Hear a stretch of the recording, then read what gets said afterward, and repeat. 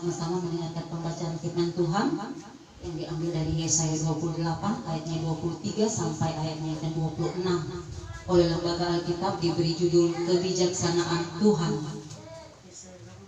Pasanglah telinga dan dengarkanlah suaraku, perhatikanlah dan dengarkanlah perkataanku. Setiap harikah orang membajak, mencangkul dan menyisir tanahnya untuk menabur? Bukankah setelah meratakan tanahnya, ia menyerahkan jintan hitam dan menebarkan jintan putih, menaruh gandum, jawawut dan jelai kehitam-hitaman dan sekoi di pinggirnya. Mengenal adat kebiasaan ia telah diajari, diberi petunjuk oleh Allahnya. Demikian firman Tuhan. Terima kasih Ibu yang sudah membaca firman Tuhan. Ibu-ibu kekasih Tuhan, pada kesempatan yang sangat baik ini kita berkumpul bersama. Dan saat ini ya saya sebagai kaum laki-laki, ada juga kaum bapak, ya Bapak Ketua Jemaat, memang saya tadi bincang-bincang hadir bersama, karena kalau ketua jemaat dia itu di mana saja dia bisa ada bersama, ya. Nah, puji Tuhan ya, kita ibu-ibu ya, bersama juga anak kita yang kita bawa pastinya bersama dalam ibadah kunjungan untuk ibu kekasih di sini, Ibu Bebolo di Pleita. Ini semua terjadi adalah karena kasih kemurahan Tuhan. Kasih kemurahan Tuhan itu boleh kita terima. Karena itulah bagian firman Tuhan pada kesempatan yang baik ini, Yesaya 28 tadi dibaca oleh Ibu yang ada di sini. Kalau kita perhatikan kitab Yesaya, ini dilatar belakangnya oleh kondisi sosial politik yang dihadapi oleh umat Israel. Ya. Di satu sisi mereka berada dalam kemakmuran yang memunculkan gejolak sosial, ya. Kemudian juga ada kemerosotan moral, kesenjangan antara si kaya dan juga si miskin, juga terjadi apa yang disebut dengan pelecehan keadilan dan kebenaran. Nah, di sisi lain muncul juga Asyur itu sebagai negara adikuasa yang mengadakan ekspansi. Ekspansi itu adalah perluasan kerajaan. Di tengah krisis nasional yang terjadi ini, Nabi dia mengingatkan supaya umat bersandar kepada Tuhan dan jangan berharap pada negara-negara yang besar. Ya, kalau sekarang kan negara besar yang disebut dengan negara adidaya, Amerika, ya. Kalau dulu ada disebut dengan Rusia, tapi sudah mulai runtuh. Bagaimana glasnost dan perestroika, mungkin ibu-ibu ingat itu glasnost dan perestroika yang ada itu.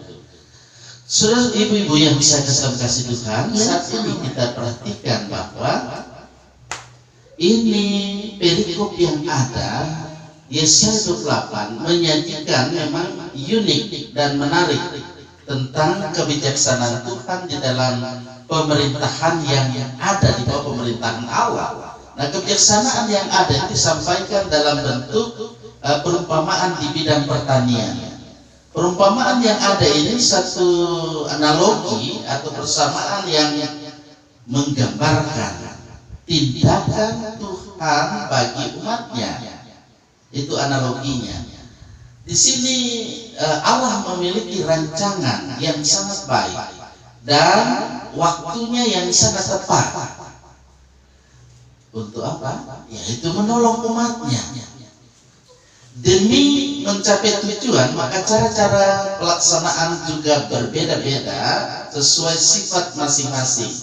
Seperti kalau dilihat tadi dari bacaan ini, cara petani membajak tanah, menanam, memelihara tanaman yang ada, ya. Ketika dipelihara tanaman, kemudian waktu menuai, waktu mengirit dan menggiling hasil dari pertaniannya. Nah, seperti inilah perlakuan yang dilakukan oleh Tuhan bagi umatnya. Ya, itu analogi gambaran yang ada. Kalau dikatakan di sini, di bagian yang dibaca tadi oleh Ibu Kasih di sini, pasanglah telinga, dengarkanlah suara, perhatikanlah dan dengarkanlah perkataanku. Ini merupakan kata pembuka yang memiliki kesamaan arti. Dapatkah ibu-ibu melihat di situ kata pembuka yang punya kesamaan arti? Terjadinya pengulangan kata ini menunjuk pada apa yang disebut urgensi. Urgensi, hal yang sangat penting. 4 kata kerja yang ada di sini ini berfungsi menekankan permohonan yang mengharuskan supaya ucapan yang ada berikutnya diperhatikan. Perhatikan ya, ibu-ibu. Jadi umat Tuhan harus konsentrasi kepada firman Tuhan supaya dapat mengerti pekerjaan Tuhan, pekerjaan Allah. Seperti itu. Seorang petani itu digambarkan tidak setiap hari dia baca tanahnya, kemudian tidak setiap hari ia melakukan bagaimana dia menabur benih. Tanah yang keras, tanah yang kotor itu perlu terlebih dahulu pasti dibaca. Nah, kalau ibu-ibu pergi di desa seperti itu ya. Kalau di kota di sini beda tentu ya. Itu dibaca, kemudian kalau dia gunakan cangkul ya dicangkul, kemudian disisir dengan rapi, bukan pakai sisir seperti sisir rambut, bukan. Nah, kemudian setelah itu barulah dihambur benihnya, baru ditaburi benih. Nah, semua tindakan ini mempunyai waktu dan cara tersendiri supaya boleh memiliki kecerdasan, cerdas dalam memilih waktu dan mendapatkan hasil panen yang berlimpah. Nah, seperti itu Tuhan dengan berbagai tindakan, dengan berbagai cara. Ya, ada penghukuman, tetapi di balik penghukuman ada juga anugerah yang Dia berikan. Itu mengerjakan hati manusia supaya setiap waktu yang tepat ditaburi firman-Nya. Nah, seperti pada sore hari ini dalam ibadah PLK perempuan, ya, PLK ibu saat ini dalam kunjungan ibadah ini, waktunya tepat adalah taburan firman-Nya. Nah, dalam kaitan dengan ini, maka taburan firman Tuhan ini hendaknya senantiasa boleh tentu ada di hati sanubari pikiran kita, supaya benih firman Tuhan ini tidak hanya sekedar ditabur, tetapi bisa nanti dia bertumbuh dengan subur, kemudian bisa menghasilkan pada waktunya. Ya. Sia-sia kalau misalnya saya menaburkan firman Tuhan, kalau firman Tuhan itu tidak menyentuh kolbu, ya, tidak masuk, tidak merasuki di hati kita, cuma dengar masuk telinga kiri, keluar telinga kanan, itu akhirnya tidak ada artinya. Tapi Tuhan mau supaya kita di era disrupsi ini, di tengah kemajuan ilmu pengetahuan dan teknologi yang ada, firman Tuhan ditaburkan, apakah itu melalui media sosial, ya, lewat YouTube yang ada ya, atau apapun itu akan menjadikan kita supaya boleh bertumbuh dan boleh berbuah, menghasilkan buah yang bisa dinikmati. Seperti itu dia ibu-ibu. Ibu-ibu yang saya kasih Tuhan, maka dalam kehidupan ini saya mau katakan bahwa semua ada waktunya. Dari perumpamaan yang ada ini menguatkan kepada kita sebagai ibu-ibu supaya dalam hidup ini kita tidak pernah meragukan keputusan dan kebijaksanaan Tuhan. Tidak selama-lamanya Ia menghukum.